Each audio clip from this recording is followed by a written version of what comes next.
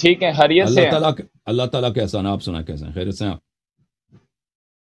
آج کافی دنوں کے بعد آپ سے ملاقات ہوئی ہے لائیو پہ. جی سر، جی تو سر. دوستوں نے مجھے آپ کے متعلق بتایا تھا، تو میں نے آپ کے لائیو سیشن سنے ہیں. ہوں. تو مجھے بڑا اچھا لگا کہ آپ یہ کام کر رہے ہیں. تو جی دوسرا سر. بات میں نے یہ کرنی تھی کہ پہلے تو یہ ہو جائے، جیسے کہ ابھی آپ نے دوسرے کالر سے بات کی ہے تو وہ آپ کو بولنے کا موقع نہیں تھا دے رہا.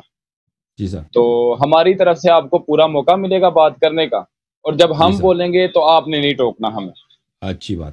پہلی بات یہ ہے کہ یہ جو موضوع ہے یہ غدیر خم پر آپ نے رکھا ہوا ہے، اور جی. جب کہ میں اس موضوع پہ بات اس لیے نہیں کرنا چاہتا کیونکہ اس موضوع پہ ہمیں اتفاق ہے. اس موضوع پر کیا ہم اس اتفاق ہے؟ موضوع پر اتفاق کرتے ہیں. جو کچھ یہاں ہوا ہے، جو نبی علیہ الصلوۃ والسلام نے حضرت علی رضی اللہ تعالیٰ عنہ کے بارے میں کہا ہے، اسے ہم مانتے ہیں، تسلیم کرتے ہیں، اس پر ہمارا ایمان ہے. آپ مانتے ہیں کہ ان کو سید و سالار کا ہے، من کنت مولا، جس کا میں آقا ہوں، جس جی کا جی میں.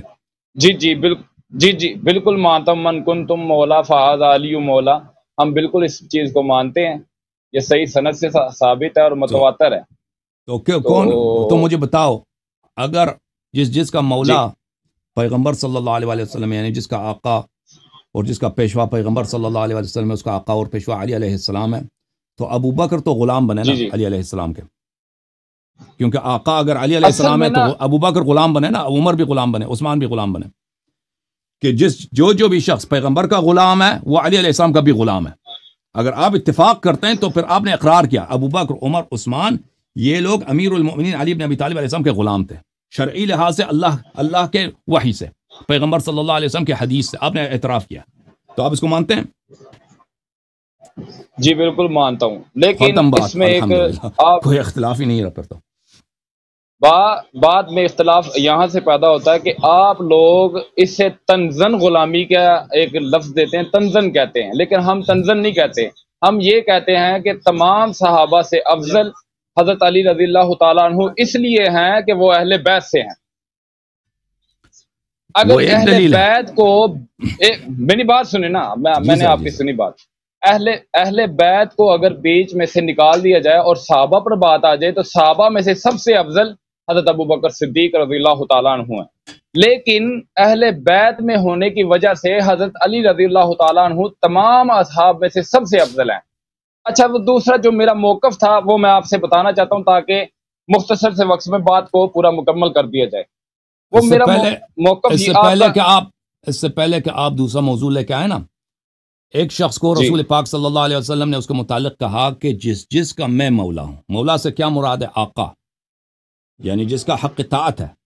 یعنی رسول صلی اللہ علیہ وسلم ہمارے آقا ہیں، اس کا کیا مطلب ہے؟ آقا ہیں یعنی وہ جو حکم دے، ہمارے جی سید ہیں، ہمارے سردار ہیں، یعنی وہ جس طرح کا فیصلہ سنائے، ہم سے کہہ دے کہ بھائی تو اس طرح کرو، اس طرح کرو، یہ نہ کرو، تو ہم پہ واجب الاتباع ہے، کسی کو مخالفت کا ذرہ برابر بھی حق نہیں ہے. تو فرمایا کہ وہی جو اختیار مجھے ہے وہ امیر المؤمنین علیہ السلام کو وہی مقام حاصل ہے، آقائی اور سالاری اور سیادت وہی حاصل ہے. تو ہم یہ طنز کے طور پہ نہیں کہتے، ہم واقعاً پیغمبر صلی اللہ علیہ وسلم کے غلام ہیں، غلام سے بھی روح نہیں زیادہ ہیں. آپ طنز کے طور پہ کہتے آپ نہیں طنز کے طور پہ نہیں، کہتے ہیں، یہ بالکل میں. طنز پہ نہیں کہہ رہا بھائی. ایک شخص جب آقا بنتا ہے، دوسرا اس کا کیا بنتا ہے؟ اس کا غلام، نوکر ہی بنتا ہے، غلام ہی بنتا ہے. اگر وہ جی جی یہ ایک طرفہ رشتہ نہیں ہے، یہ دو طرفہ رشتہ ہے. بھائی ایک شخص اس طرح تو نہیں کہا کہ میں عالم ہوں. اگر ایک شخص عالم ہے تو یہ دو طرفہ رشتہ نہیں ہے، وہ عالم ہے بھائی. لیکن اگر ایک شخص کو کہتے ہیں وہ آقا ہے تو اس رشتے کے دو طرف ہیں. وہ کسی کا آقا ہے نا، کس کا آقا ہے؟ جس کا پیغمبر صلی اللہ علیہ وسلم آقا ہیں، اس کا امیر المومنین اسلام بھی آقا ہیں. تو پیغمبر اگر ہمارے آقا ہیں تو یہ دو طرفہ رشتہ ہے، ایک طرف آقا ہیں، ایک طرف سید سالار ہے، دوسری طرف ہم ہیں، غلام ہیں. ٹھیک ہے نا؟ تو یہ ہم طنز کے طور پہ نہیں کہہ رہے، حقیقت کے طور پہ کہہ رہے ہیں کہ بقیہ پوری امت کو غلام بنا دیا پیغمبر صلی اللہ علیہ وسلم نے. پوری امت کو غلام بنا دیا، نوکر بنا دیا، تابع بنا دیا، مطیع بنا دیا، ان کا فرمان سنو. تو آپ کہہ رہے ہیں ابو بکر افضل ہے. ہوئے بھائی، آقا اور نوکر میں بھائی کیا تقابل ہے؟ کیا ابو بکر افضل ہے؟ آپ نے غلط بات کی. میں بتاتا ہوں آپ نے بات مکمل کر دی، میں بتاؤں اب. جی سر بتاؤ. سب سے پہلے تو آپ نے بار بار مجھے یہ کہا ہے کہ حضرت ابو بکر صدیق رضی اللہ تعالیٰ عنہ اور تمام اصحاب اہل بیت کے غلام ہیں. ایسا ہی ہے؟ میں نے یہ کہا ہی نہیں ہے کہ وہ رسول صلی غلام اللہ علیہ نہیں ہے، وسلم میں نے کہا ہے کہ غلام ہے، خادم ہے، اہل بیت سب سے افضل ہے۔ میں نے جب یہ کہہ دیا تو بات ختم ہو جاتی ہے اس میں۔ اب تنزن کی باری جب آ جاتی ہے نا، میں یہ کہہ رہا تھا کتنے اچھے الفاظوں میں کہ اہل بیت تمام اصحاب میں سے حضرت علی رضی اللہ تعالیٰ عنہ تمام اصحاب میں سے سب سے افضل ہے، ٹھیک ہے۔ اس میں اب وہ غلامی بھی آ جاتی ہے، خادم بھی آ جاتے ہیں، نوکر بھی آ جاتے ہیں، سب الفاظ آ جاتے ہیں، لیکن ہم نہیں بولتے۔ آپ لوگ اس لیے بولتے ہیں کہ آپ کو چڑ ہے، آپ کو اصحاب رسول سے اور خاص طور حضرت عمر فاروق رضی اللہ تعالیٰ عنہ سے، حضرت عثمان بن عفان رضی اللہ تعالیٰ عنہ سے اور حضرت ابوبکر صدیق رضی اللہ تعالیٰ عنہ سے۔ اچھا، اب میں جس مقدمے کے لیے یہاں آیا ہوں آپ سے بات کرنے کے لیے، وہ اب ہے اگر چاہیں حضرت ابوبکر صدیق اب رضی آپ اللہ اسی تعالیٰ نقطے عنہ پہ کی خلافت۔ آپ نے جو ابھی اعتراف کیا نا میرے بھائی کہ امیر المؤمنین جی علیہ الصلوۃ والسلام آقا ہیں، اور پیغمبر صلی اللہ علیہ وسلم نے نہیں فرمایا کہ یہ اس لیے کہ میرے اہل بیت میں سے ہیں اس لیے وہ آقا ہیں، فرمایا کہ یہ آقا ہیں، ٹھیک ہے نا، اللہ کے حکم سے، کیونکہ وہ نبی صلی اللہ علیہ وسلم کوئی چیز ڈلیور نہیں کرتا، تبلیغ نہیں کرتا، نہیں سکھاتا، مگر یہ اللہ کا حکم ہو۔ وما ينطق عن الهوى ان هو الا وحي يوحى، اس طرح نہیں ہے کہ وہ اپنے سے بنا دے، تو یہ اللہ کے حکم سے، جب اللہ نے نہیں کہا کہ اس لیے کہ یہ وہ رشتہ دار ہے اس لیے وہ آپ کا آقا، یہ نہیں فرمایا۔ اللہ کے نزدیک یہ رشتہ داری وغیرہ کوئی ملاک نہیں ہوتی، اللہ کے حکم سے وہ پوری امت کے مولا ہیں، اور اس امت میں شامل صحابہ بھی ہیں سب۔ اور یہ میں اگر آپ سمجھے نا کہ میں نے آپ کو اذیت کے طور پہ، طنز کے طور پہ نہیں کہا، حقیقت کے طور پہ کہا، پوری امت کے اختلافات حل ہو جائیں گے اسی بات کو، اگر آپ اسی بات کو جو ابھی آپ نے کہا مان لینا کہ امیر المؤمنین علیہ السلام آقا ہیں، ان کا حکم واجب الاتباع ہے پوری امت پر، من جملہ ابو بکر عمر عثمان، جس طرح رسول پاک صلی اللہ علیہ وسلم کا حکم، تو اس سے ان کی خلافت باطل ہو جاتی ہے، خلافت بلا فضل ثابت ہوتی ہے امیر المؤمنین علیہ السلام کی، بالکل۔ اب اگر اس سے زیادہ کیا واضح ہو کہ خلافت ابو بکر کی کیوں باطل ہوتی ہے؟ کیونکہ جب اس کا آقا موجود ہے، جب اس کا آقا موجود ہے تو اس کو حکم چلانے کی کیا نوبت؟ غلام کو کوئی ہے باری آتی حکومت کرنے کی؟ جب اس کا آقا موجود ہے، اس کا سالار موجود ہے، اس کا پیشوا موجود ہے، جی ہاں، جس کا اس کے حق اطاعت پر ہے، تو کیسے وہ اس کو حکومت کی باری آتی ہے کہ وہ اس پہ حکم چلائے؟ آپ میری اچھا بات ٹھیک ہے، میں مان لیتا ہوں، آپ من کنتم مولا فہذا علی مولا کی جو تفصیل ہے نبی علیہ، میرے سوال پوچھ رہے، سوال میں کہہ رہا ہوں، اس کے بعد آپ بول لیجیے، جتنی دیر آپ نے بولنا بول لیجیے، کوئی مسئلہ نہیں۔ نبی علیہ الصلوۃ والسلام کو ایسی کیا وجہ پیش آئی کہ نبی علیہ الصلوۃ والسلام کہا مولا علی علیہ الصلوۃ والسلام کو کہ یہ میرا دوست ہے، میرا آقا ہے، جو اس کی مخالفت کرے گا وہ میری مخالفت کرے گا، جو اس کی اطاعت کرے گا وہ میری اطاعت کرے گا، ٹھیک ہے؟ یہ ایسی کیا وجہ پیش آئی جو نبی علیہ الصلوۃ والسلام نے مولا علی علیہ الصلوۃ والسلام کے لیے یہ الفاظ کہے؟ پہلا سوال۔ دوسرا سوال، آپ نے کہا کہ جب آقا ایک انسان بن جاتا ہے تو دوسرے سارے غلام بن جاتے ہیں، اور غلام خلافت کا اہل نہیں رہتا، اس کی خلافت باطل ہو جاتی ہے، تو اس کو آپ ثابت کر دیں گے قرآن و حدیث کی روشنی میں؟ اس طرح آپ کی باتوں کی کوئی اہمیت نہیں ہے ہمارے پاس، آپ جتنی بھی باتیں کریں گے ہمارے لیے اس کی کوئی اہمیت نہیں، اہمیت ہے دلیل کی، قرآن کی، سنت کی۔ آپ ان سے ثابت کریں کہ اس بنیاد سے ان کی خلافت باطل ہو جاتی ہے، تو مدعا ہی ختم ہو جاتا ہے۔ جی بولیں۔ پہلی وجہ کیا کہ کیوں رسول پاک صلی اللہ علیہ وآلہ وسلم نے کہا من کنت مولا فعلی علیہ السلام مولا، اس کی وجہ کیا ہے؟ تو ایک نقطہ نظر یہ ہے کہ صحابہ نے شکایت کیا تھا رسول پاک صلی اللہ علیہ وآلہ وسلم سے کہ ہمیں رنجش ہے آپ کے داماد سے، تو رسول پاک صلی اللہ علیہ وآلہ وسلم نے سوچا کہ بھئی میں سب کا الگ الگ کیسے جواب دوں کہ ان کو منا دوں کہ بھئی ان سے ناراضگی نہ ہو آپ کی، تو انہوں نے سب کو جمع کر کے خطبہ بیان کیا، ٹھیک ہے نا؟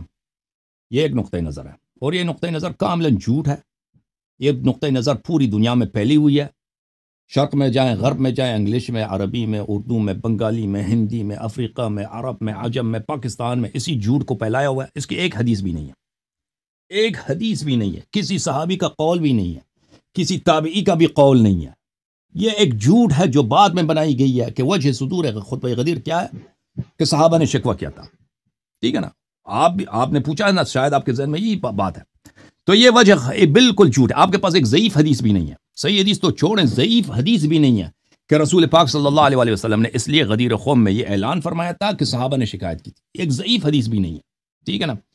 چاہے کہ ایک صحیح حدیث ہو۔ جو شکوے والی بات تھی وہ سنہ 8 ہجری کی ہے، وہ مدینہ کی بات ہے، وہ خطبہ غدیر بھی نہیں تھا، وہ آپ صحابہ برید اسلمی کی حدیث ہے یا عمران بن حسین کی حدیث ہے، وہ گفتگو تھی آپس میں، یمن سے واپس آئے تھے، صحابہ نے شکایت کیا تھا، اسی وقت رسول پاک صلی اللہ علیہ وسلم نے مجلس میں ان کو ڈانٹا تھا، اور وہ بھی امامت کی دلیل ہے، کیونکہ اس میں یہ ہے علی ولی کل مؤمن من بعدی، کہ علی علیہ السلام میرے بعد ہر مومن کے ولی ہیں، وہ بھی امامت کی دلیل ہے، لیکن وہ اس کا خطبہ غدیر سے کوئی تعلق ہی نہیں ہے، وہ سنہ 8 ہجری کا واقعہ ہے۔ یہ مسئلہ بہت واضح ہے کہ امیر المؤمنین علیہ الصلوۃ والسلام جب رسول پاک صلی اللہ علیہ وسلم کے ساتھ غدیر میں تھے، وہاں پر یمن سے کوئی قافلہ نہیں آیا تھا، وہ سب لوگ حج سے واپس آ رہے تھے۔ بہرحال تو وجہ صدور خطبہ کیا ہے؟ وجہ صدور خطبہ یہ ہے کہ رسول پاک صلی اللہ علیہ وآلہ وسلم نے خود اپنی موت کی خبر دی ہے اسی خطبہ غدیر میں۔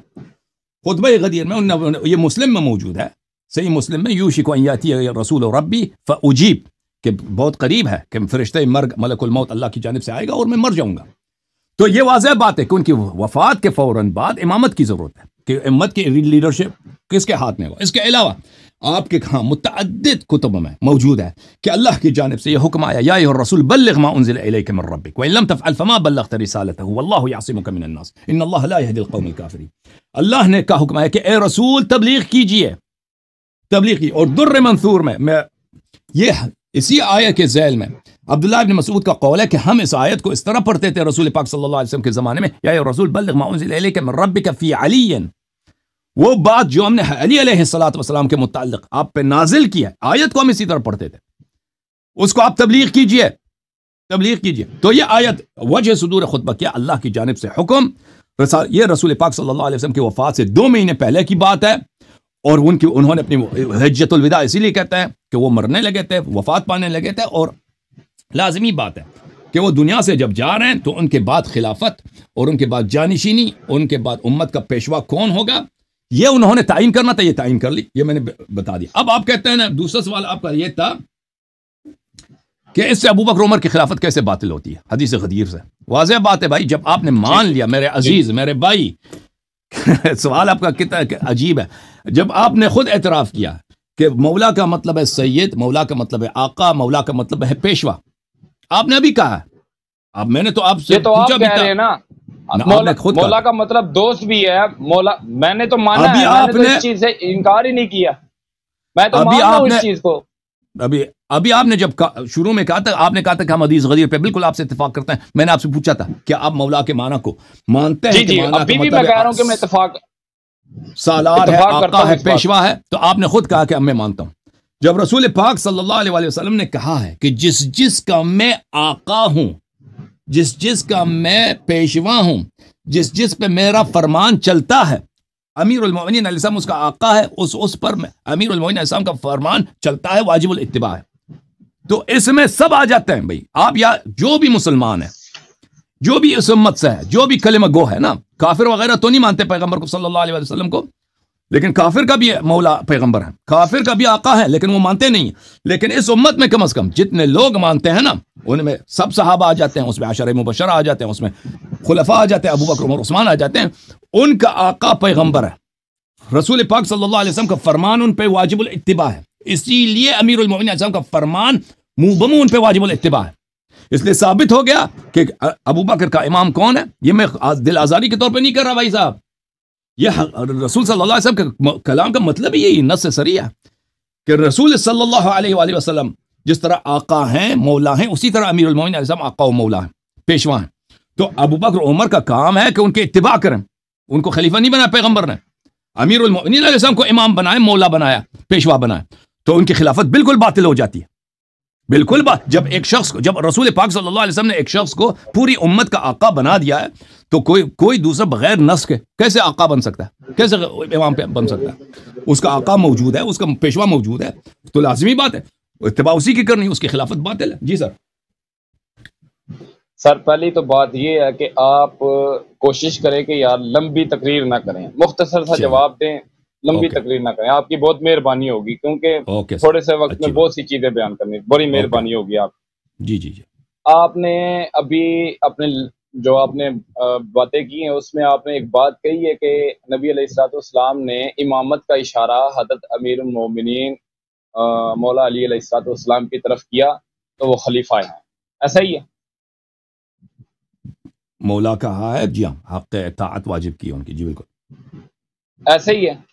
نبی علیہ الصلوۃ والسلام، یہ ایک حدیث ہے میرے پاس، سامنے رکھتا ہوں، جس میں نبی علیہ الصلوۃ والسلام بیماری کی حالت میں تھے، تو انہوں نے، نبی علیہ الصلوۃ والسلام نے حضرت ابو بکر صدیق رضی اللہ تعالیٰ عنہ سے کہا کہ مرو ابا بکر فلیسلم بالناس، ابو بکر کو کہو کہ میرا مسلح سنبھال۔ اب اس سے مطلب ہم یہ بھی لے سکتے ہیں کہ حضرت ابو بکر صدیق رضی اللہ تعالیٰ عنہ کو نبی علیہ الصلوۃ والسلام نے خلافت پیش کر دی ہے۔ جیسے میری بات سنیں، میری بات سنیں، ایک بات یہاں کلیئر کر دوں کہ ہمارے ہاں حضرت علی رضی اللہ تعالیٰ عنہ کا جو مقام ہے وہ تمام صحابہ سے افضل ہے۔ آپ لوگ، ابھی آپ سے میں نے کہا تھا کہ اگر آپ دلیل کو، ان کی خلافت کو باطل کرتے ہیں تو باتوں سے آپ نے باطل نہیں کرنی۔ قرآن و سنت کی کوئی حدیث، کوئی سند جس کا نام آپ مجھے بتا دیں کہ یہ سند ہے، یہ حدیث ہے، اس میں لکھا ہے کہ نبی علیہ الصلوۃ والسلام نے فرمایا ہے کہ میرے جانے کے بعد خلیفہ وقت حضرت امیر المومنین مولا علی علیہ الصلوۃ والسلام ہوں گے۔ اگر ایسا نہیں ہے، حضرت ابو بکر صدیق رضی اللہ تعالیٰ عنہ نے خلافت کی، حضرت ابو بکر صدیق رضی اللہ تعالیٰ عنہ نے خلافت کی، حضرت عثمان غنی رضی اللہ تعالیٰ عنہ نے خلافت کی، حضرت علی رضی اللہ تعالیٰ عنہ زندہ تھے، موجود تھے ان کی خلافت میں، تو ایسا کیا ہوا تھا کہ حضرت علی رضی اللہ تعالیٰ عنہ نے ان سے خلافت کیوں نہیں چھینی؟ تو نبی علیہ الصلوۃ والسلام، وہ انہوں نے حضرت زبیر علیہ الصلوۃ والسلام کے خلاف تلوار اٹھائی، حضرت اماں عائشہ رضی اللہ تعالیٰ عنہ کے خلاف تلوار اٹھائی، حضرت امیر معاویہ رضی اللہ تعالیٰ عنہ کے خلاف تلوار اٹھائی، تو ایسا کیوں نہیں انہوں نے کیا کہ حضرت علی رضی اللہ تعالیٰ عنہ نے حضرت ابو بکر صدیق، حضرت عمر فاروق، حضرت عثمان غنی رضی اللہ تعالیٰ عنہ کے خلاف تلوار کیوں نہیں اٹھائی؟ دو باتیں اس سے نکلتی ہیں، یا تو آپ کہیں کہ نعوذ باللہ مولا علی علیہ الصلوۃ والسلام ڈر گئے تھے، یا آپ یہ کہیں کہ مولا علی علیہ الصلوۃ والسلام نے ان کی اطاعت قبول کر لی تھی، یا جو آپ باتیں کر رہے ہیں یہ صرف انتشار پھیلاتے ہیں، لوگوں کے اندر جھگڑا فساد پیدا کرنے کی جو باتیں آپ یہ کر رہے ہیں۔ آپ کبھی ساری زندگی یہ ثابت نہیں کر سکتے کہ مولا علی علیہ الصلوۃ والسلام کے من کنتم فہذا علی مولا نبی علیہ الصلوۃ والسلام کا یہ کہنے سے ان تین خلفائے راشدین کی خلافت باطل ہو سکتی ہے، یہ آپ ساری زندگی ثابت نہیں کر سکتے۔ دیکھیں، آپ نے جو خود مان لیا ہے کہ جی سر، بسم اللہ الرحمن الرحیم، آپ نے جو خود مان لیا ہے کہ مولا کا کیا مطلب ہے، یعنی امیر المؤمنین علیہ الصلوۃ والسلام۔ سر آپ دلیل دیں مجھے۔ دلیل ہی دے رہا ہے نا، دلیل ہی ہے، جب آپ خود مان گئے ہیں کہ، اور یہ بات واضح ہے کہ جب کوئی کسی کا آقا ہوتا ہے یہ ایک دو طرفہ رشتہ ہے۔ رسول صلی اللہ علیہ وسلم میرے آقا ہیں، میں ان کا غلام ہوں، میں ان کا نوکر ہوں، ٹھیک ہے، یہ کیا مطلب ہے، یعنی غلام ہوں، اس طرح نہیں کہ پیغمبر صلی اللہ علیہ وسلم نے مجھے پیسے سے، حسن بھائی نوکر ہم بھی ہیں، جی بالکل، پورے امت نوکر ہیں، ان کے خاک پا ہیں، تو جی بالکل، ساری امت ان کی نوکر ہے، غلام ہے ان کی ساری امت، آپ بھی ہیں، میں بھی ہوں، کوئی بھی کم نہیں ہے۔ یعنی اس کا مطلب کیا، یعنی وہ جو حکم دیں، جو فیصلہ سنائیں، جو خبر دیں، ان کے حکم کو ہم نے اطاعت کرنی ہے، جو فیصلہ سنانا ہے اس کے سامنے تسلیم ہونا ہے، اور وہ جو خبر دیں ان کی خبر کی ہم نے تصدیق کرنا ہے، ایمان لانا ہے، کہنا ہے ان کی بات صحیح ہے۔ تو انہوں نے جب کہا کہ جس کا میں آقا ہوں، جس کا میں پیشوا ہوں، جس پر میرا حکم چلتا ہے اس پہ امیر المؤمنین علیہ السلام پہ چلتا ہے، میں نے آپ کے لیے واضح کر دیا، اس کا امیر المؤمنین علیہ السلام بھی مولا ہے، وہ واجب الاتباع ہے۔ تو پوری امت کو پیغمبر صلی اللہ علیہ وسلم نے اپنے بھائی امیر المؤمنین علیہ السلام کو غلام اور نوکر بنا دیا ہے۔ یہ جملے، کیونکہ مولا ایک ایسا مقام ہے کہ اس کے دو طرف ہوتے ہیں، ایک رشتہ ہے کہ اس طرح نہیں ہے کہ بس ایک ہی مقام ہے، اس کا دوسری طرف سے مقابل نہیں ہے، اس دو طرفے ایک رشتہ ہوتا ہے، ایک آقا کا، اس آقا غلام مانگتا ہے، نوکر مانگتا ہے، تو پورا امت کو انہوں نے ان کا نوکر بنا دیا۔ اب آپ خود فیصلہ کریں کیا ابو بکر عمر اس امت سے ہیں یا نہیں؟ اگر اس امت سے ہیں تو ان کا آقا، ان کا پیشوا، ان کا امام، ان کا مولا کہ ان کی عمر کی تعمیل کرنی ہے، وہ کون ہے؟ امیر المؤمنین علیہ الصلوۃ والسلام۔ اب آپ نے جو ہے بات پیش کی ہے کہ آپ کی کتب میں موجود ہے کہ رسول پاک صلی اللہ علیہ وسلم نے کہا کہ ابو بکر نماز پڑھائیں۔ پہلی بات ہے، آپ کو پتہ ہونا چاہیے کہ آپ کی کتب ہم پہ حجت نہیں ہے، اپنے احادیث ہم پہ حجت کے طور پہ نہ لاؤ۔ دوسری بھائی یہ ہے کہ یہ جو ہے نا، ابو بکر کو کہہ دیں نماز پڑھائیں، تو اس سے ابو بکر کی عدالت بھی ثابت نہیں ہوتی، اب کچھ بھی ثابت نہیں ہوتا، حتیٰ کہ اس سے ابو بکر کا اسلام بھی ثابت نہیں ہوتا۔ کیونکہ آپ کے مذہب میں یہ بات بہت واضح ہے کہ فاسق کے پیچھے نماز پڑھنا جائز ہے آپ کے مذہب میں، یعنی فاسق کے پیچھے اگر نماز پڑھیں حرام نہیں ہے، بدعتی کے پیچھے نماز پڑھیں جائز ہے، مفتون کے پیچھے نماز پڑھیں جائز ہے، خسرے کے پیچھے نماز پڑھیں جائز ہے، اور حتیٰ کہ کافر جو حقیقت میں کافر ہوتا ہے ظاہر میں کہتا ہے میں مسلمان ہوں، اس کے پیچھے بھی نماز پڑھنا جائز ہے۔ کتاب الفصل فی الملل والنحل ابن حزم کی، اس میں موجود ہے کہ صحابہ نے مختار ثقفی کے پیچھے نماز پڑھی ہے۔ مختار ثقفی جو تھا وہ کون تھا؟ صحابہ نے حجاج ابن یوسف کے پیچھے نماز پڑھی، عبداللہ ابن عمر عباس، حجاج ابن یوسف جو اتنا بڑا ظالم تھا، فاسق تھا، فاجر تھا، جو پوری امت اس کو جانتی ہے۔ مختار ثقفی کے متعلق روایت یہی ہے کہ آپ لوگوں کی کہ اس نے امامت نبوت کا ادعا کیا تھا، وہ کہتا تھا کہ میں نبی ہوں۔ تو جب اس کے پیچھے نماز ہو جاتی ہے تو اس سے کیا ثابت ہوا؟ ہم یہاں پہ آپ نے جب اس سے کچھ بھی ثابت نہیں ہوتا، ہم یہاں پہ اس سے ثابت نہیں ہوتا کہ اس کو رسول پاک صلی اللہ علیہ وسلم نے مسلمانوں کا امام بھی بنایا نا، وہ پیش نماز بنایا۔ پیش نماز تو چور کے پیچھے بھی آپ نماز پڑھ سکتے ہیں۔ اچھا، پھر آپ نے مجھ سے مطالبہ کیا کہ آپ مجھے حدیث دکھائیں کہ رسول پاک صلی اللہ علیہ وسلم نے کہا کہ امیر المومنین حسن میرے جانشین ہے۔ بھائی صاحب، جب وہ کہتے ہیں اپنے حیات میں کہتے ہیں جی میں سن رہا ہوں کہ جس کا میں آقا ہوں، جس کا میں آقا ہوں وہ امیر المومنین علیہ السلام اس کے آقا ہیں، تو یہ واضح طور پر ہے کہ یہ رسول امیر المومنین علیہ الصلوۃ والسلام کے پاس وہی صلاحیت ہے کہ واجب الاتباع واجب الطاعہ ہونے کی جو رسول پاک صلی اللہ علیہ وسلم کا ہے کیا ہے، اور امت قیامت تک امت کے فرد پر واجب ہے کہ ان کے اتباع کریں۔ اچھا، اگر آپ صرف اگر ہمارے پاس خلافت والی حدیث نہ بھی ہوتی تو اس سے کوئی فرق نہیں پڑتا، لیکن ہمارے پاس ہے۔ ملاحظہ فرمائے کتاب السنہ لابی بکر احمد ابن عمرو ابن ابی عاصم جزء اول چاپ دار السمیعی، یہاں پہ ملاحظہ فرمائیے صفحہ نمبر 799 میں حدیث نمبر 1222 ابن عباس سے روایت کرتے ہیں، انت منی بمنزلت ہارون من موسیٰ، رسول پاک صلی اللہ علیہ وآلہ وسلم نے قال لعلی علیہ السلام سے کہا کہ آپ کا منزلت وہی ہے جو ہارون کو، مجھ سے وہی منزلت ہے جو ہارون کو موسیٰ سے تھا، اور ہارون بنص قرآن کریم اخلفنی فی قومی، ہارون موسیٰ کا خلیفہ تھا، الا انک لست بنبی، لست نبیا، آپ نبی نہیں ہیں، وانت خلیفتی فی کل مؤمن من بعدی، اور میرے بعد ہر مؤمن پر آپ میرے خلیفہ ہیں، میرے جانشین ہیں۔ حاشیہ نمبر ایک دیکھو، حاشیہ نمبر 1 اسناد حسن، اسناد اس کی حسن ہے، حدیث حسن حجت ہوا کرتی ہے۔ اچھا، اس کے علاوہ میں آپ کو ایک اور حدیث دکھاؤں۔ یہ حدیث جو آپ نے پڑھی ہے اسے پورا کرے، یہ پوری حدیث پڑھے، آدھی نہ پڑھے، پوری حدیث پڑھے، آگے الفاظ پڑھیں نبی علیہ الصلوۃ والسلام نے کیا کہا ہے وہ پڑھے۔ اس کے بعد کوئی نہیں ہے، اس کے بعد ختم ہے، جملہ ختم ہے۔ دیکھیں یہ حدیث میں اب آگے پڑھاتا ہوں۔ انت منی بمنزلت ہارون من موسیٰ، آپ الفاظوں کے بہت بڑے کھلاڑی ہیں، میں نے آپ سے پہلے کہا ہے کہ دلیل سے ثابت کریں، آپ کی باتیں میرے لیے قابل قبول اور قابل حجت نہیں، آپ نے ثابت کرنا ہے تو ثابت دلیل سے ہوگی۔ آپ نے جو ابھی حدیث بیان کی ہے وہ بھی آدھی بیان کی ہے، لوگوں کو لعنت ہے اس پر جس نے حدیث، اگر حدیث سامنے نہ ہو نا کتاب صفحے پر تو آپ کہہ سکتے ہیں کہ میں نے سامنے نہیں پڑھی۔ یہ حدیث 1222 ہے، حدیث میں دوبارہ پڑھتا ہوں پوری حدیث پڑھیں۔ انت منی بمنزلت ہارون من موسیٰ الا انک لست نبیا وانت خلیفتی فی کل مؤمن من بعدی قال ابو بکر جو اس کتاب کا مصنف، حدیث ختم ہو گیا۔ وحدیث السفینہ ثابت من جہت النقل، سعید ابن جمہان روا عن حماد ابن سلمہ والعوام ابن حوشب والحشرج۔ پھر اس کے بعد حدیث نمبر ہے 1223۔ میں نے حدیث پوری پڑھی ہے، آپ کہتے ہیں میں نے غلط پڑھی ہے، لعنت ہے اس پر جس نے حدیث میں سے کچھ کم کیا۔ غلط نہیں پڑھی، آدھی پڑھی ہے، غلط مجھ پہ الزام نہ لگائیں، میں نے غلط کا آپ ہی کا کتاب ہے بھائی، میں نے آپ کو کہا ہے کہ آپ نے حدیث آدھی پڑھی ہے، غلط کا لفظ میں نے استعمال ہی نہیں کیا۔ کہاں آدھی پڑھی ہے؟ اچھا، مجھے موقع دیں، دوسرا حدیث بھی سن لو، چلو سنائیں دوسری حدیث سنا لیتے ہیں۔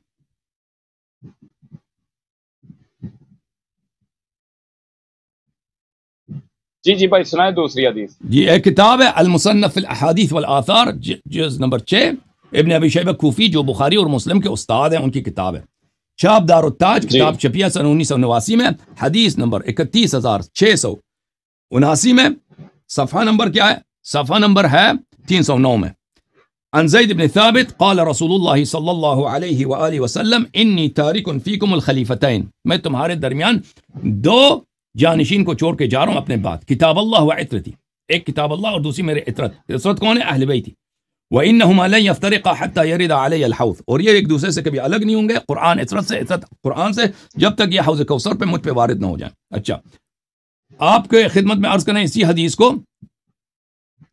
مسند احمد بن حنبل میں چاپ مؤسسۃ الرسالہ، اس کتاب کے محقق ہیں شیخ شعیب الارناؤط جو کٹر قسم کے وہابی تھے، وہ دنیا سے چلے گئے، جز نمبر 35 چاپ مؤسسۃ الرسالہ، یہاں پہ ملاحظہ فرمائیے صفحہ نمبر 456 میں زید بن ثابت سے وہی سند ہے. اچھا، انی تارک فیکم خلیفتین کتاب اللہ حبل ممدود ما بین السماء والارض او ما بین السماء الى الارض وعترتی اہل بیتی، میں تمہارے درمیان دو جانشین چھوڑ کے جا رہا ہوں، ایک کتاب ہے، ایک میری عطرت میرے اہل بیت. حدیث صحیح، یہ حاشیہ نمبر 1 ہے، حدیث صحیح، اور اس کے اہل بیتی کے بعد وَإِنَّهُمَا لَن يَتَفَرَّقَا حَتَّى يَرِدَ عَلَيَّ الْحَوْض، کہ یہ ایک دوسرے سے جدا نہیں ہوں گے جب تک حوض کوثر پہ مجھ پہ وارد نہ ہو جائیں. ٹھیک ہے نا.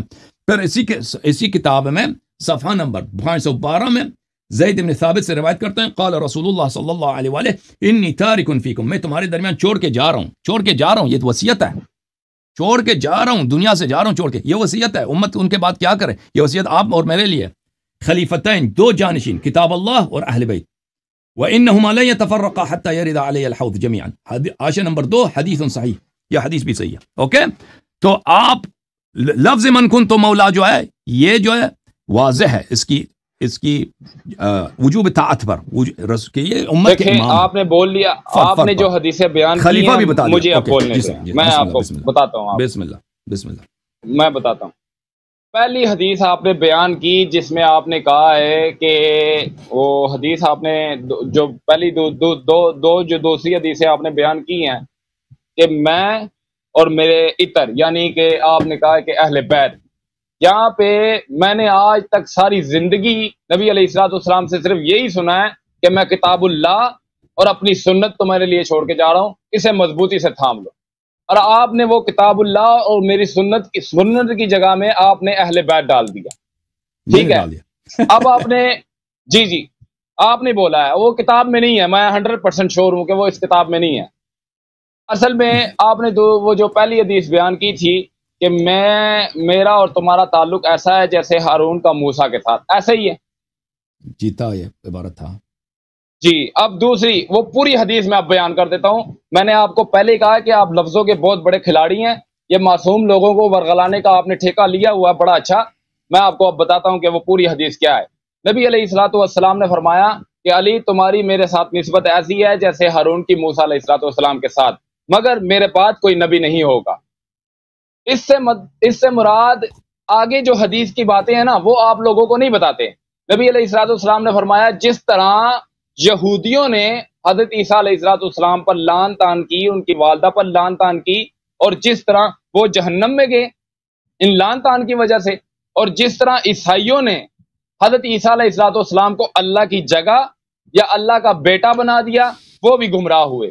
اور اسی حدیث سے یہ مطلب نکلتا ہے کہ نبی علیہ الصلوۃ والسلام حضرت علی رضی اللہ تعالیٰ عنہ کو یہ کہہ رہے تھے کہ تمہاری وجہ سے 2 گروہ جہنم میں جائیں گے، ایک جو تم سے بغض رکھے گا، جو تم سے نفرت کرے گا، اور دوسرا وہ جو تم سے محبت میں اس طرح ہو جائے گا، جو غلو کرے گا، جو تمہیں اللہ کی جگہ میں بٹھا دے گا. نبی علیہ الصلوۃ والسلام میری جگہ سے بھی بلند مقام دے دے گا، وہ تم سے محبت میں اتنا غلو کر دیں گے جو گمراہ ہو جائیں گے اور جہنم جائیں گے.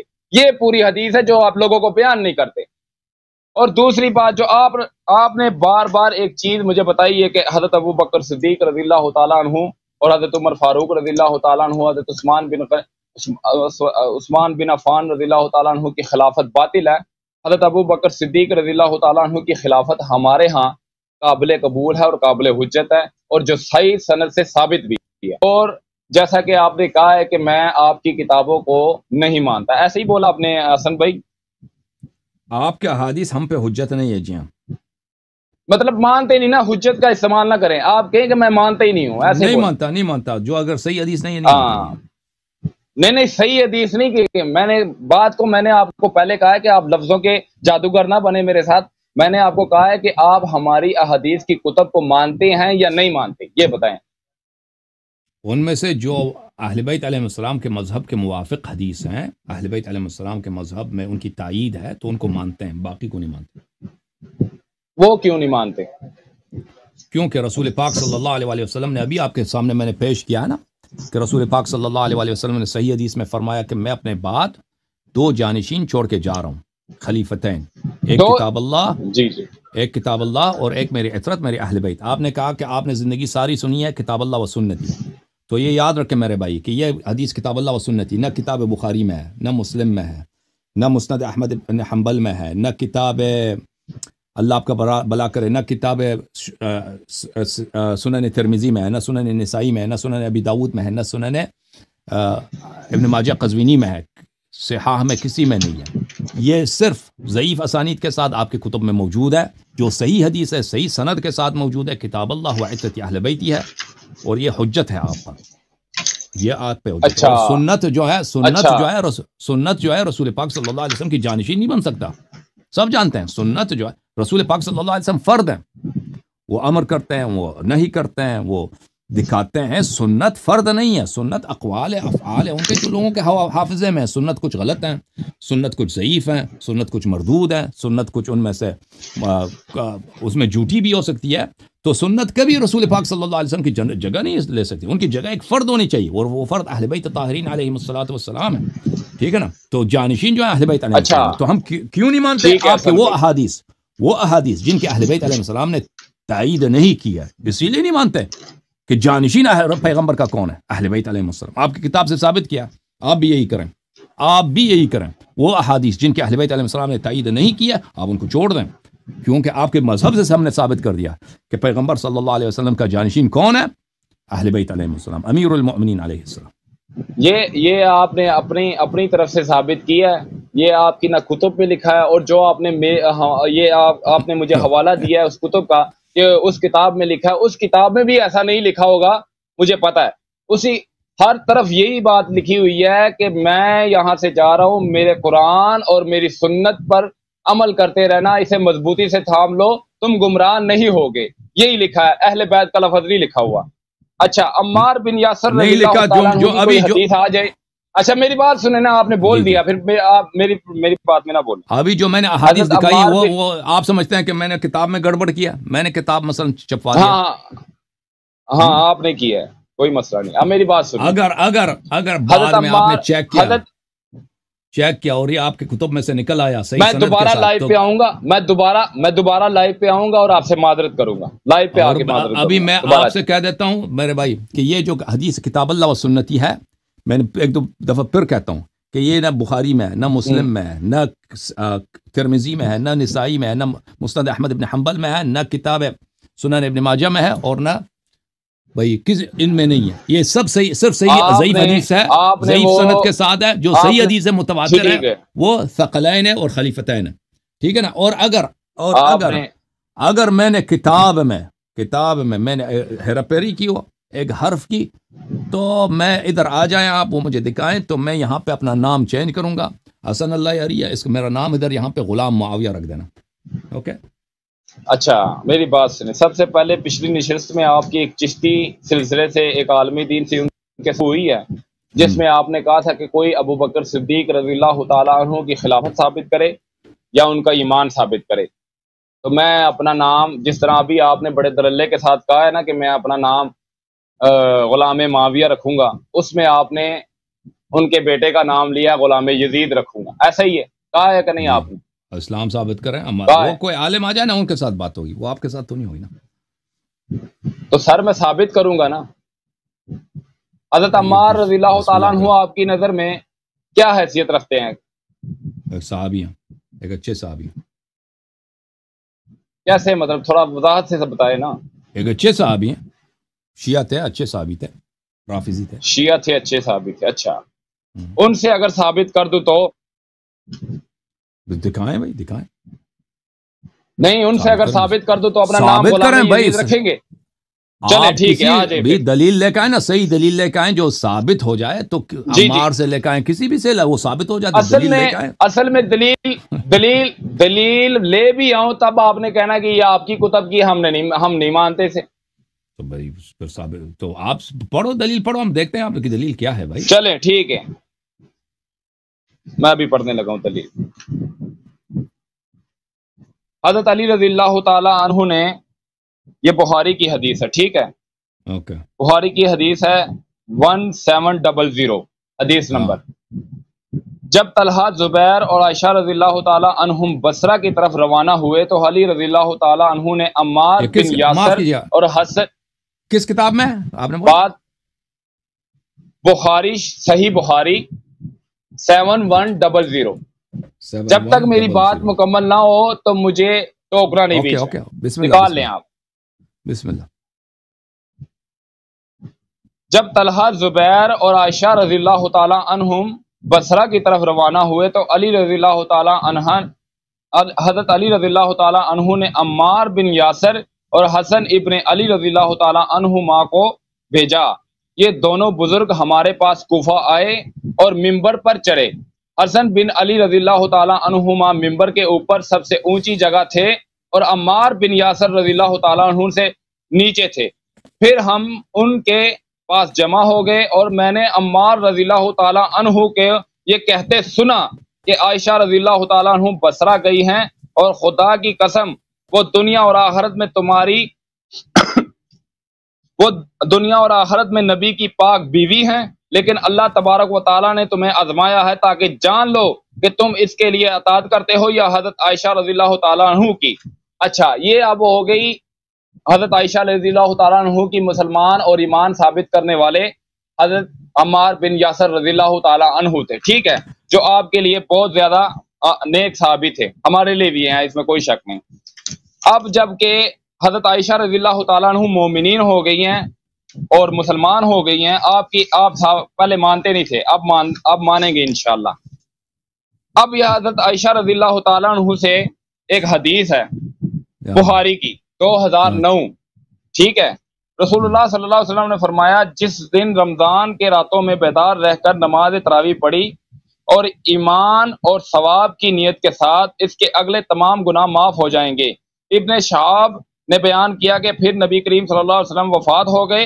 اور لوگوں کا یہی حال رہا الگ الگ اکیلے اور جماعتوں سے تراویح پڑھتے تھے اس کے بعد ابو بکر رضی اللہ تعالیٰ عنہ کے دور خلافت میں اور حضرت عمر رضی اللہ تعالیٰ عنہ کی ابتدائی دور میں خلافت بھی ایسا ہی رہا اب تیسری حدیث سنیں وہ بھی میں آپ کو بیان کر دیتا ہوں بخاری صحیح ہوگی انشاءاللہ آپ سمجھتے ہیں اس سے ثابت ہوتا ہے میں ثابت کروں گا نا ذرا بولنے تو دو نہیں یار پھر آپ کو موقع دوں گا آپ بول لیں گا پھر اس کے بعد بات ختم کر دیں آپ کسی عالم دین کو لے کے نا تو اس سے گفتگو ہو جائے اپنے کسی مولانا سر جب حضرت میری بات سنیں آپ نے پہلے مجھے کہا ہے کہ ہم عمار بن یاسر رضی اللہ تعالیٰ عنہ کو ایک اچھا شیعہ صحابی عمار کو مانتے ہیں نا بخاری کو نہیں مانتے نا ہاں بالکل مانتے ہیں نا یار اس کی بات نہیں مانتے اس کو مانتے ہیں اس کی بات نہیں مانتے اس کی بات ثابت ہو جائے تو مانتے ہیں نا بخاری سے اس کی بات ہمارے لیے ثابت نہیں ہوتی اور بھائی میں نے آپ کو دلیل نہیں دی آپ کو چیک کریں دلیل میں 2 منٹ صبر کر لیتا ہوں چیک کر لیں اگر آپ کسی جج کے پاس گئے نا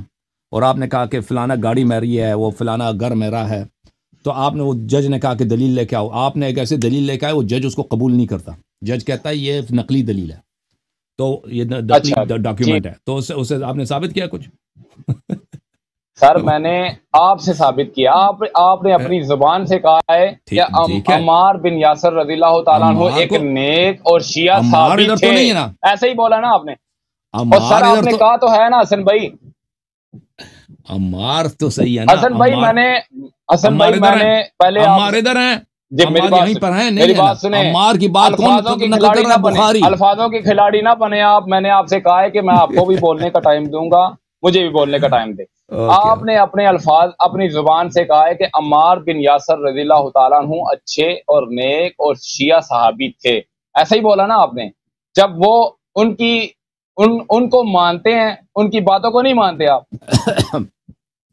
پھر آپ نے مجھے کہا کہ دلیل سے ثابت کرو گے تو میں مان لوں گا میں نے آپ کو ایک دلیل دی ہے جس سے یہ ثابت ہوتا ہے کیونکہ آپ لوگ حضرت عمہ عائشہ رضی اللہ تعالیٰ عنہ کو بھی مسلمان نہیں مانتے ٹھیک ہے میں نے ان کی دلیل سے یہ ثابت کیا ہے کہ حضرت عمہ عائشہ رضی اللہ تعالیٰ عنہ مسلمان تھے پھر حضرت عمہ عائشہ رضی اللہ تعالیٰ عنہ ہی یہ کہتے ہیں کہ جب نبی علیہ الصلوۃ والسلام بیمار تھے تو نبی علیہ الصلوۃ والسلام نے حضرت عمہ عائشہ رضی اللہ تعالیٰ عنہ کو کہا کہ ابو بکر کو کہو کہ میرا مصلی سنبھال مصلی سنبھالنے کا مطلب یہ ہوتا ہے کہ حضرت ابو بکر صدیق میں ایمان بھی ہے اور انہیں خلافت کا اشارہ بھی کیا ہے جو بخاری میں بھی ہے اور یہ مشکات میں بھی ہے اور آپ اس چیز کو اب نہیں مانتے تو میں کیا کروں یہ تو پھر بات کا کوئی سرا نہیں نہ ہوتا آپ شیعہ حضرات کی کتابیں ہو رہا ہے، دین بھی ہو رہا ہے، آپ نے اہل بیت کو پکڑا ہے، تو باقی صحابہ کا کیا کرنا ہے پھر؟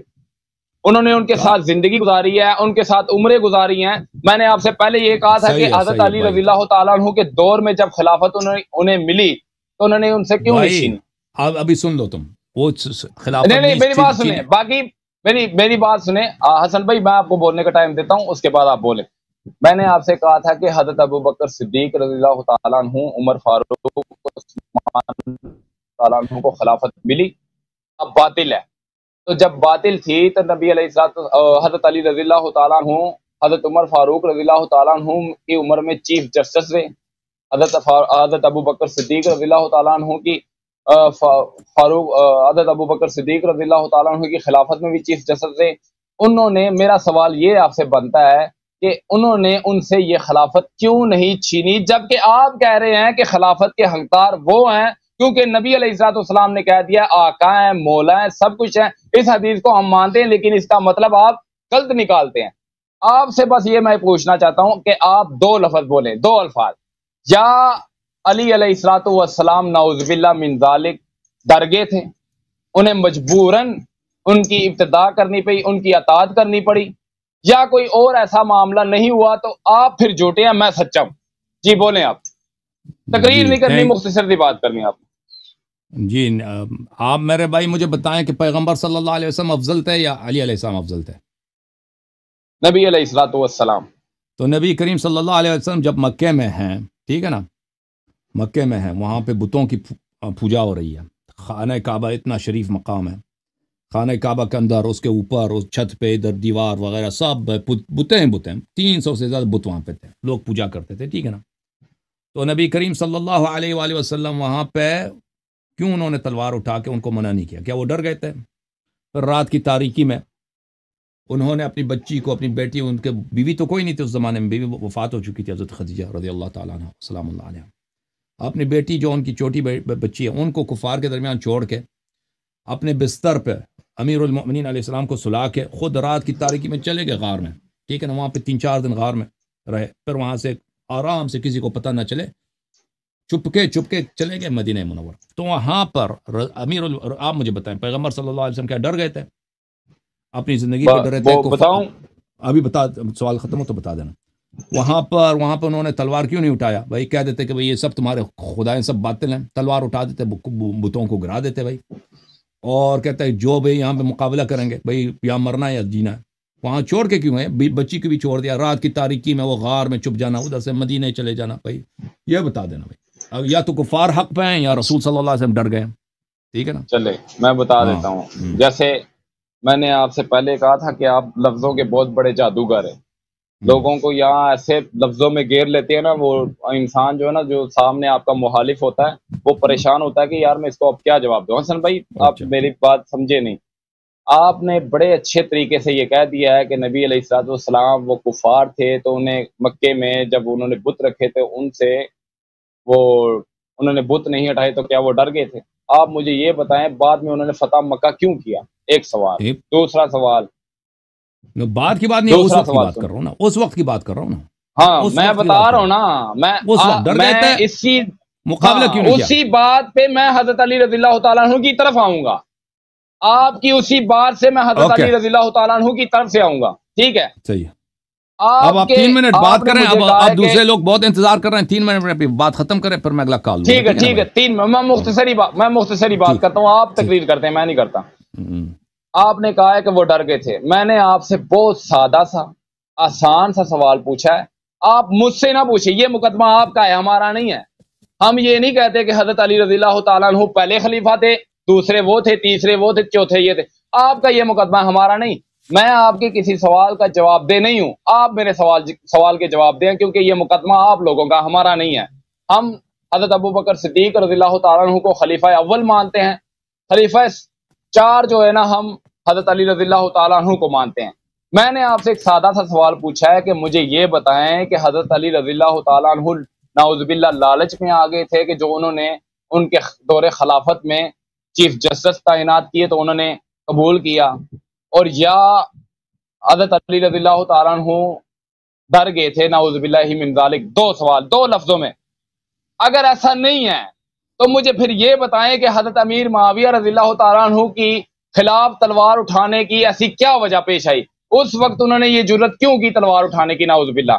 دوسری، حضرت عائشہ رضی اللہ تعالیٰ عنہ کے خلاف تلوار کیوں اٹھائی؟ تیسرا، حضرت زبیر رضی اللہ تعالیٰ عنہ کے خلاف تلوار کیوں اٹھائی؟ یہ پیچیدگیاں جو آپ لوگوں کو صرف ورغلاتے ہیں. آپ کے پاس اس کے دلائل، میں کہتا ہوں وہ انجینئر صاحب کہتے ہیں نا ٹائم قیامت تک ہے، آپ کے پاس بھی ٹائم قیامت تک ہے، اس کا جواب آپ نہیں دے سکتے، بڑے سے بڑا شیعہ بھی اس کا جواب نہیں دے سکتا. جی بولیں اب آپ.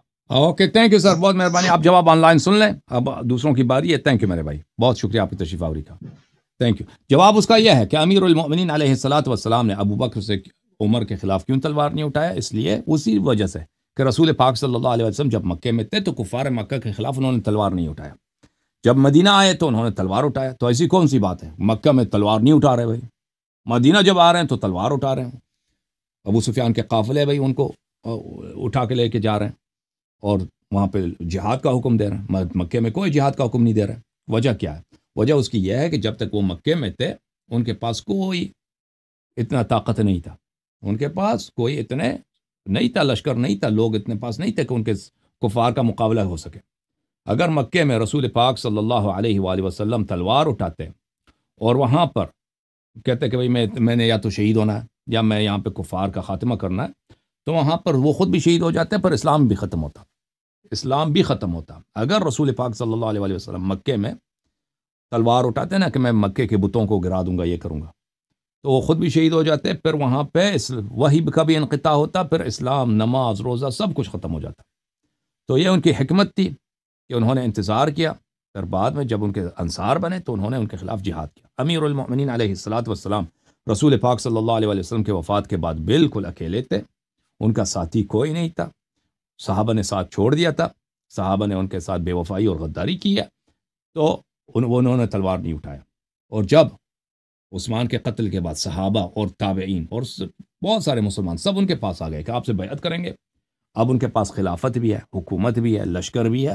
اب کوئی ان کے خلاف بغاوت کرتا ہے، معاویہ جیسا یا اب عائشہ جیسا جنگ جمل میں، تو ان کے یا نہروان خوارج جیسے، تو ان کے خلاف وہ تلوار اٹھائے گا. بات واضح ہے. جب ایک انسان کے پاس لا یکلف اللہ نفسا الا وسعها، اگر آپ کے پاس کسی بات کی طاقت نہیں ہے طاقت نہیں ہے تو آپ جو ہے نا، وہ اللہ آپ سے وہ نہیں چاہتا. مثلا میرے پاس طاقت نہیں ہے کہ میں انڈیا سے جہاد کروں، ٹھیک ہے نا، میرے پاس طاقت نہیں، اب میں کو اس کا فائدہ بھی نہیں ہے، میں مر جاؤں گا، اس کا انڈیا کو کوئی اثر ہی نہیں پڑے گا. اب آپ جا کے نا وہاں پہ جہاد کرو انڈیا کے ساتھ، اس طرح نہیں ہے. اگر کسی چیز کے پاس آپ کو طاقت ہے، مثلا آپ نماز کھڑے ہو کے نہیں پڑھ سکتے تو کھڑے ہو کے پڑھنا آپ جائز نہیں ہے، آپ بیٹھ کے نماز پڑھیں. آپ کھڑے ہو کے نماز پڑھیں گے تو مثلا آپ کے گھٹنے ٹوٹ جائیں گے، بیمار ہیں اس طرح کہ کھڑے ہو کے نماز پڑھنا آپ کے لیے ضرر رکھتا ہے، تو وہ حرام ہے نماز کھڑے ہو کے پڑھنا، بیٹھ کے نماز پڑھنا ہوگا. آپ جہاں تک آپ نے ابو بکر کی نماز کی بات کی ہے، تو ابو بکر نے نماز نہیں پڑھائی ہے، ابو بکر کو نماز سے ہٹایا گیا ہے. یہ آپ کی بخاری کی کتاب ہے، یہ کتاب ہے بخاری، چاپدار احیاء التراث العربی، سنہ 2001 میں کتاب چھپی ہے، صفحہ نمبر 141. یہ باب من اسمع تکبیر الامام، کہ ایک شخص نماز پڑھاتا ہے، دوسرا شخص اس کے تکبیر جو ہے لوگوں کو سناتا ہے. کہ بھئی تکبیر کس لیے سنایا جاتا ہے؟ کہ بھئی پرانے زمانے میں لاؤڈ اسپیکر نہیں ہوتے تھے، مائکرو فون نہیں تھے نا. ایک شخص نماز پڑھ رہا ہے، پیچھے مجمع بڑا ہے، تو ایک دوسرا شخص ہے جو زور سے کہتا اللہ اکبر، لوگوں کو پتہ چل جائے کہ رکوع میں چلے جاؤ، کیونکہ جماعت بہت لمبی ہے، صف بہت ہیں، تو پیچھے والوں کو نماز سنائی نہیں دیتی بھائی کہ ہم نے آپ رکوع پہ جانا. تو امام کی جو آواز ہے وہ اس کی اتنی اونچی نہیں ہوتی ہے، تو ایک شخص وہاں پہ چیخ کے بولتا ہے اللہ اکبر. جب وہ اللہ اکبر کہے گا تو دوسرے جو ہے اس کے کیا کریں گے؟ نماز اس کے تکبیر سے نماز پڑھیں گے. اچھا، یہ حدیث نمبر 712 بخاری میں عائشہ نے، کہ نبی صلی اللہ علیہ وسلم جب بیمار ہو گئے تھے تو انہوں نے کہا کہ ابو بکر سے کہہ دو کہ نماز پڑھا دو. میں نے کہا ان کو رونا آئے گا، تو انہوں نے کہا انکن صواحب یوسف، انہوں نے مجھ سے کہا کہ آپ تو یوسف کی صاحبہ ہیں. اب آپ سوچ لینا، اپنے مولوی سے پوچھ لینا بھائی صوفی صاحب کہ یوسف کی صاحبہ کیا سچی تھی یا جھوٹی؟ یوسف کی صاحبہ کیا جہنمی تھی یا جنتی؟ یوسف کی صاحبہ کیا مومنہ تھی یا منافقہ؟ یہ آپ تو اپنے مولویوں سے پوچھ لینا. اور نبی کریم صلی اللہ علیہ وسلم کا کلام سچ ہوتا ہے، جھوٹ ہی نہیں ہوتا. یہ آپ کی بخاری میں ہے، ٹھیک ہے نا، اسی حدیث میں جس میں آپ نے کہا کہ ابو بکر نماز پڑھا دے. تو فصلى ابو بکر نے لوگوں کو نماز پڑھانا شروع کیا وخرج النبی صلی اللہ علیہ وآلہ یہاد بین رجلین نبی کریم صلی اللہ علیہ وسلم نے جب دیکھا کہ ابو بکر نماز پڑھا رہا ہے تو آ گئے بھائی، خود آ گئے، اور وہ چل بھی نہیں سکتے، وہ دو مردوں کے درمیان کھینچے جا رہے تھے۔ نبی کریم صلی اللہ علیہ وسلم کو ایک فضل بن عباس اور امیر المؤمنین علیہ السلام نے کندھوں کے نیچے سے اٹھایا اور وہ خود نہیں چل رہے، اتنی شدید بیماری ہے، اور ان کو لے کے آئے۔ اچھا، کأنی انظر الیہ یخط برجلیہ الارض، میں دیکھ رہا ہوں کہ نبی کریم صلی اللہ علیہ وسلم کی جو قدم مبارک ہے، وہ انسان چلتا ہے نا، پیر اٹھاتا ہے، قدم اٹھاتا ہے، قدم اٹھاتا ہے، قدم زمین پہ رکھتا ہے، لیکن اگر آپ کسی کو کندھوں کے نیچے سے اٹھا کے لے کے آ رہے ہیں اور وہ خود چل نہیں سکتا، تو اس کے پیر کیا ہوتے ہیں؟ زمین پہ لکیر بناتی ہیں، اس کے پیر زمین پہ خط بناتی ہیں، لکیر بناتی ہیں، ٹھیک ہے نا، کیونکہ آپ اس کو کھینچ کے لا رہے ہیں، اٹھا کے اس کے پیر زمین سے ٹچ ہوتے ہیں تو زمین پہ لکیر بن جاتی ہیں۔ تو عائشہ کہتی ہے کہ میں نے دیکھا کہ رسول پاک صلی اللہ علیہ وسلم کو دو آدمیوں نے بازو کے نیچے سے پکڑا ہوا ہے، اٹھا کے لے کے آ رہے ہیں، اور ان کے پیر جو ہے زمین پہ خط بنا رہی ہیں، خط بنا رہے ہیں، ٹھیک ہے نا، اچھا، خط بنا رہا یخط فلما رآہ ابو بکر ذهب يتأخر فاشار الیہ، ابو بکر کو جب رسول پاک صلی اللہ علیہ وآلہ وسلم نے جب تشریف لائے تو ابو بکر پیچھے جانے لگا، پیچھے چلا گیا کہ میں اس کا جو جہاں پہ صف میں اس کا اپنی جگہ وہاں پہ چلا گیا، چلنے لگا۔ رسول پاک صلی اللہ علیہ وآلہ وسلم نے کہا کہ ادھر نماز پڑھو، تو ابو بکر فتأخر ابو بکر جو ہے پیچھے ہٹ گیا، وقعد النبی صلی اللہ علیہ وآلہ وسلم الی جنبہ، رسول پاک صلی اللہ علیہ وآلہ وسلم ابو بکر کے ساتھ بیٹھے ہیں، وہ ابو بکر یسمع الناس تکبیرا، ابو بکر جو ہے لوگوں کو تکبیر سنا رہے تھے۔ کہنے کا مقصد یہ ہے عزیز کہ ایک شخص امام جماعت ہے نا، نماز شروع کیا اس نے، دوسرا شخص آ جاتا ہے، اس کو مصلی سے ہٹا دیتا ہے، اس کو پیچھے ہٹا دیتا ہے، اور وہ نماز پڑھانا شروع کر دیتا ہے، اور دوسرا جو پہلے والا امام تھا وہ لوگوں کو صرف تکبیر سنا رہا ہے۔